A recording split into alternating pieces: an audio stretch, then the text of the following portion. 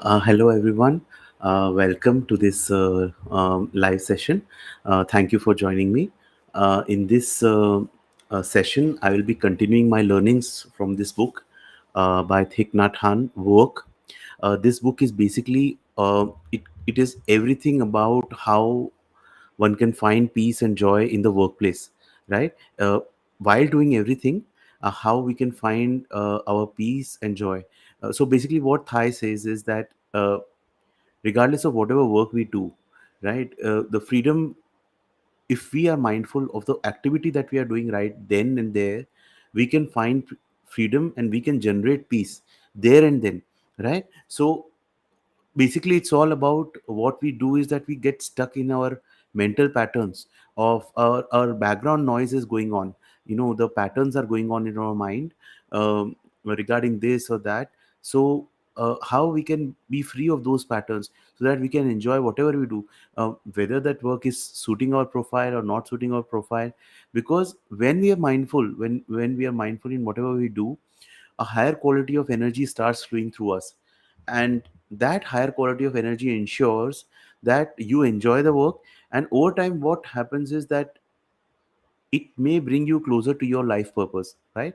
So the more you are aware, the more you are mindful, the more, if that particular job or that particular vocation that you are doing is not suiting you, uh, the universe will maybe shift you to some other thing which is more suited to what you want to do in life. And this is like my personal experience, right? So okay, let me start. Earlier chapter, the first chapter, we have already covered, which is like how you should begin your day. So this is available. You can just check it. In the pre-recording will be available. The second chapter. Before moving forward, I'll just make a quick announcements. Quick announcements. Give me just 1 minute. I'll put it on the chat. Some quick announcements, and this is the first announcement about the my free masterclass that is happening tomorrow. Uh, this is my free masterclass on 3 secrets on how to break free of difficult mental emotional patterns and find peace in the present moment and live a better life. Right. So this masterclass is happening tomorrow. Tomorrow, this is Friday, 22nd April, 9 p.m. IST. So do register for this masterclass. The link is there in the description in the comment. Right. Another update what I want to share is that I have made a, a very short, very precise kind of a ebook on kind of a daily mindfulness checklist. That means what all things you can do to ensure that you are more mindful on a daily basis, how you can create a more mindful routine, right? So this is a like a brief kind of a checklist that I have made. You can download this checklist at your end. The link is there in the description as well as in the comment section.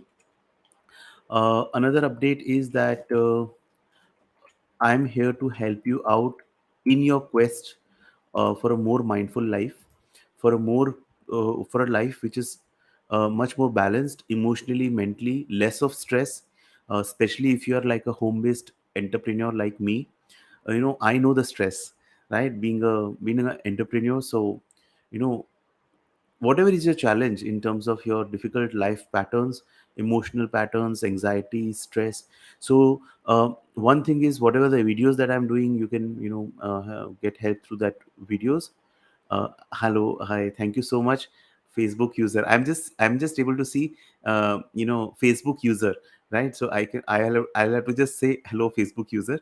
So whoever are joining, you can just say where, your name, or where from you are joining. That will be helpful for me. So thank you so much for joining, the Facebook user and everyone. Okay. One more update that I have is that yeah, this is the update that you can stay connected. I'm now quite active on Instagram as well as YouTube, as well as Facebook, as well as LinkedIn. So wherever you can find me, and allow me to find you also, right? So if you follow me, I'll also be following you, right? So let's stay connected. Hello, Palak. Hi. I just guessed. I just thought that it will be Palak only. Thank you so much, Palak, for joining. Okay, so we will start now.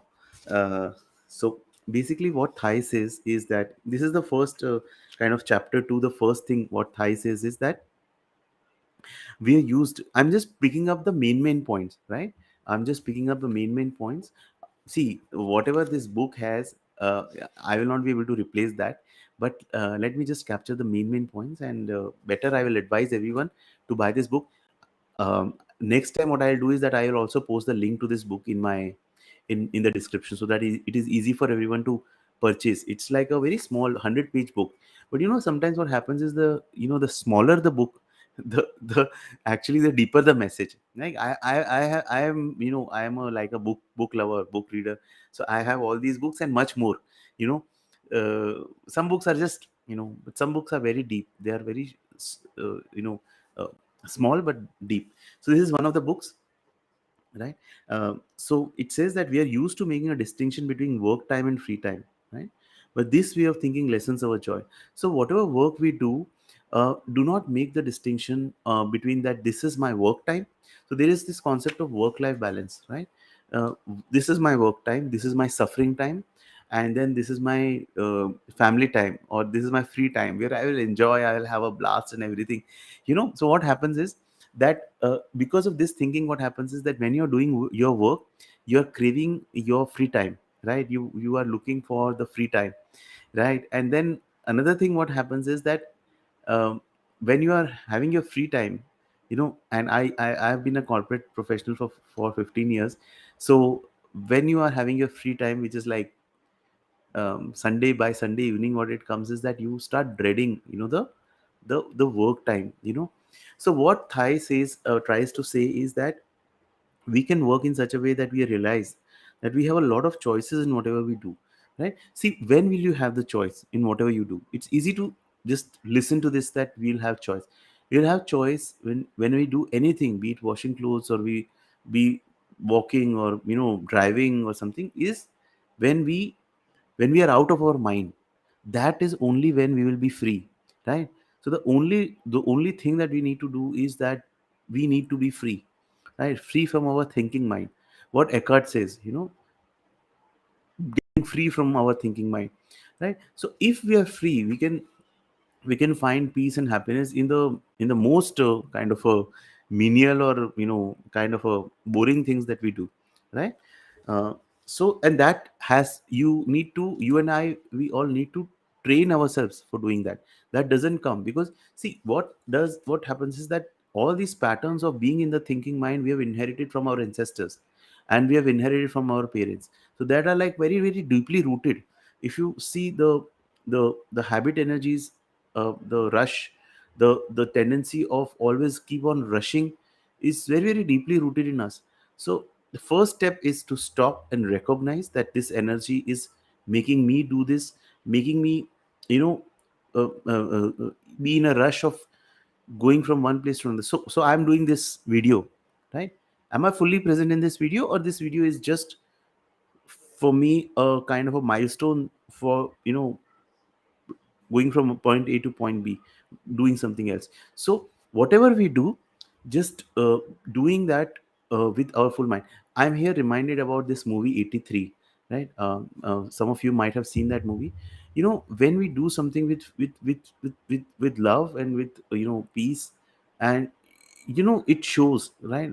That movie, that shows the with the that was not the best movies, it could have been much better, but the love and the love was shining through that movie. So that love shines through when we do work, whatever work we do, with mindfulness, right? Thai says that if we put our all our heart and mind into everything we do, freedom and joy become possible, right? Freedom and joy become possible. So so at the end, what we do is, what we need is freedom. So it is in our own interest to do, put full our attention towards what we are doing, right? So Thai says we have the tendency to rush and to try to finish what we are doing quickly. This has become a habit. With mindfulness of breathing, you can recognize this habit, right? Okay. Then Thai says that about mindful breathing, Thai is saying is that whether we are lying down, sitting, or standing, the stress, conflict, and tension in the body and the mind will slowly be released by a practice of mindful breathing. So, what is mindful breathing? Mindful breathing is just to be aware of your breathing, the in and out of your breath, Just be aware. And this practice you can do, this is like the core of any uh, core of the Buddhist practice, core Buddhist practice, core of the Zen practice, right? So even in like Buddha's teachings is that, the transformation, when the transformation comes, is through vipassana, right? Vipassana, right, which is basically insight. Then how you gain insight is uh, through this practice of breathing, or through this practice of being aware, through this practice of mindfulness. Mindfulness brings concentration of mind, and concentration of mind then gives us insight, and that brings the transformation in our life. So the first step we need to do is to breathe mindfully. And what is mindful breathing is just to be aware. You can bring your attention back to your body, right? So we are always in our mind, right? We are always in our mind. So now we have to bring our attention back to our body, small moments during the day. Or bring your attention to your belly and breathe in and out. Just witness the in and out movement of the belly. So as I breathe in, my belly goes out. As I breathe out, my belly goes in. So just bring moments of attention. Sprinkle your entire day. This was, I think, in this book only it was written. Sprinkle your entire day with such moments of mindful breathing, and it will make a big difference in your life, right? These small things, if we do, right? So Thai says that we have no capacity to rest and do nothing, right? This is so true. This is so true. We don't have any capacity to rest.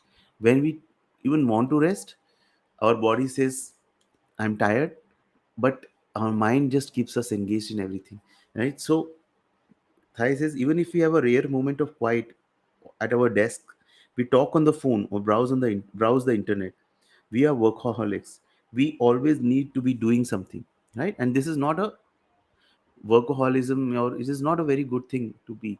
It harms you in the long run. So just be aware of this tendency to keep rushing, keep doing things. Then it is, if you can find a moment to sit wherever you are, stay there and enjoy doing nothing. Of course, you don't have to be in a sitting position to practice mindful breathing.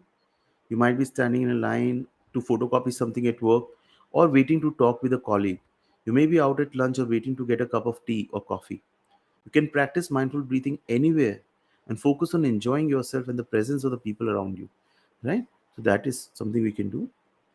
So what Thai is trying to say is that the breathing in and out can be a very enjoyable thing. So Thai always says that is that there is no breath work. So you'll find a lot of uh, courses on teachers on breath work. Breath becomes like some work. You know, Even our Indian basic tradition of pranayam, it is like fantastic. But pranayam, all these things, they need some effort, right? And you need guidance of a capable teacher to do it. If something like this is done without proper guidance, if you do it wrong in a wrong way, it can actually harm also. But it is very very powerful if it is done in the right way. Here what Buddha's teaching is on, which is coming from Anapansati Sutra, is that just be aware. Do not try to change the pattern of the breathing, and wherever mind takes you, as the awareness comes, just come back into the breathing. So this is the core of the teachings, which all these monasteries or Zen monks, they just practice it entire day. So we are not monks, right? We are in this world. We have to do our job, but some small moments we can bring. Maybe I'm at my desk, or I'm like doing walking after lunch, so I can just bring my attention to my breathing. I can connect myself with my breathing or with my body, and it will generate rich dividends as I practice, right? Okay. Then it says that you don't have to force the breath. Do not there's no work that is involved. There's this one, what Thai says, that as you breathe, you can say to yourself, breathing in, I'm aware of my in breath. Breathing out, I'm aware of my out breath. This is just, you can mentally say. Breathing in, I'm aware of my body. Breathing out, I release all the tension from my body. This is a simple breath awareness meditation you can do, of like 5 minute, 10-minute breath awareness meditation. So I do Anapansati meditation only, morning and evening, and it's very very powerful, right? So okay. So start with doing some form of a meditation before you leave for the workday, right? That will that will make a big difference. And after you come from the workday, Then also devote like 5 to 10 minutes. Maybe you can have your shower, and then you can do your meditation. This will, reset you. Whatever mind was going here and there throughout the day, all the stress that got built up, it will get released through this practice of breath awareness. So Thai says our practice is non-thinking. Our practice, right? So it depends how you want to take this, as how diligently you want to follow.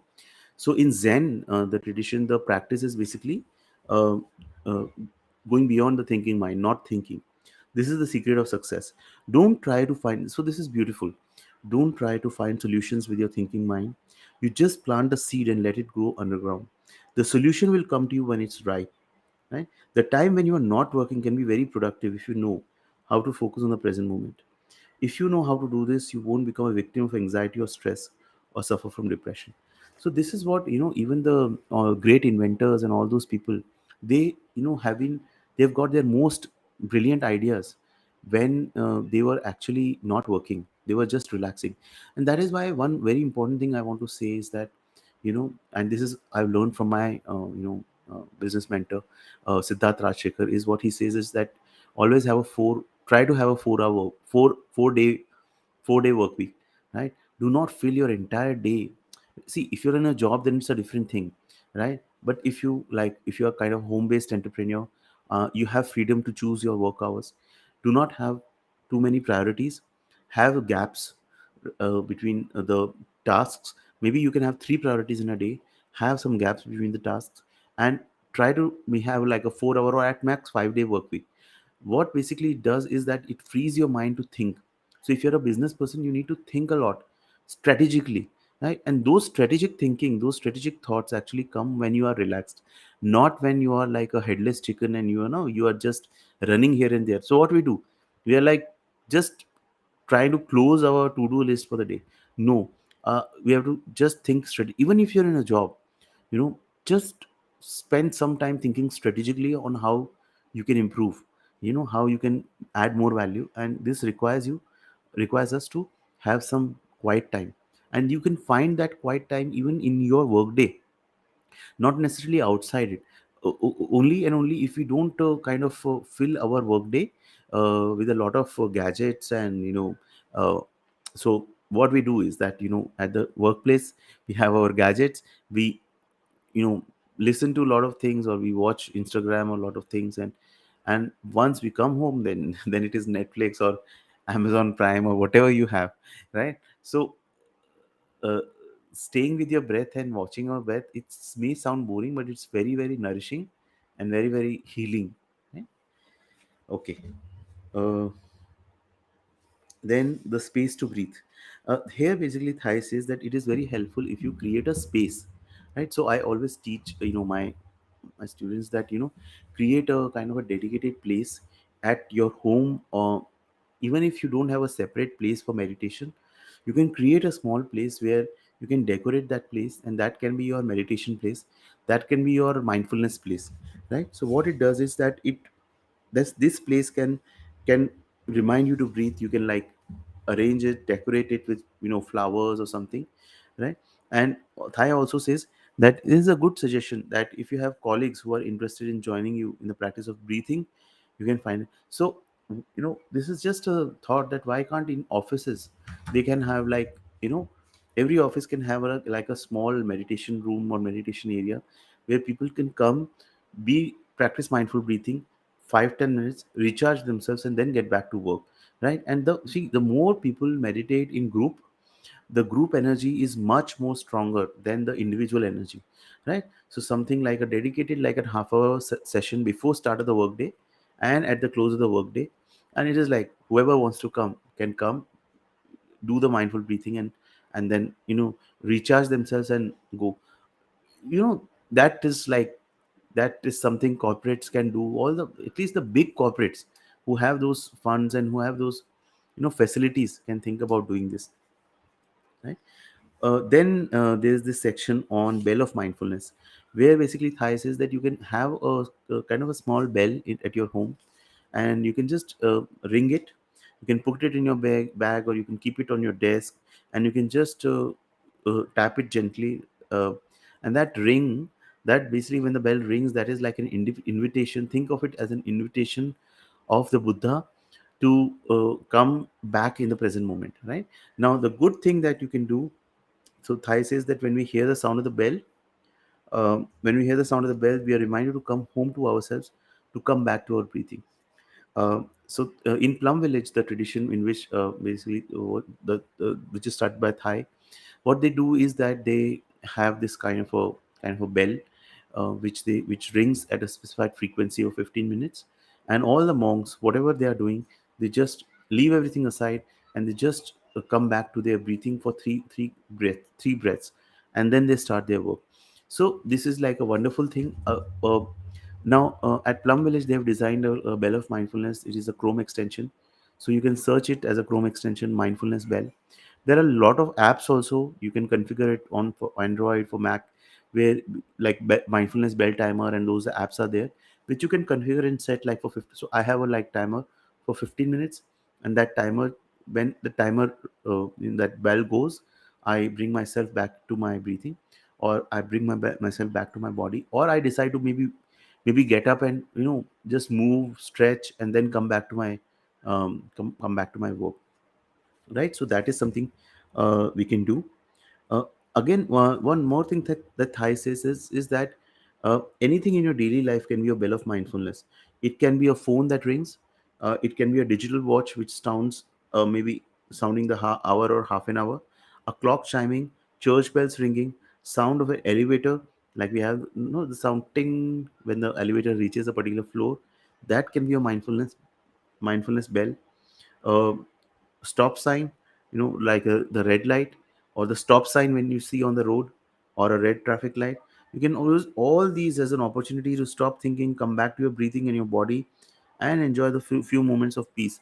Even a traffic jam, right? So uh, I was discussing the last video on this book, is that if there is a traffic jam, you cannot do anything about this. So just treat that traffic jam as your mindfulness bell. You know, then there are some difficult people that you meet in your workplace or somewhere. So if they maybe speak rudely to you, just treat that particular words that they speak, just treat that as your mindfulness bell, and let that help you go.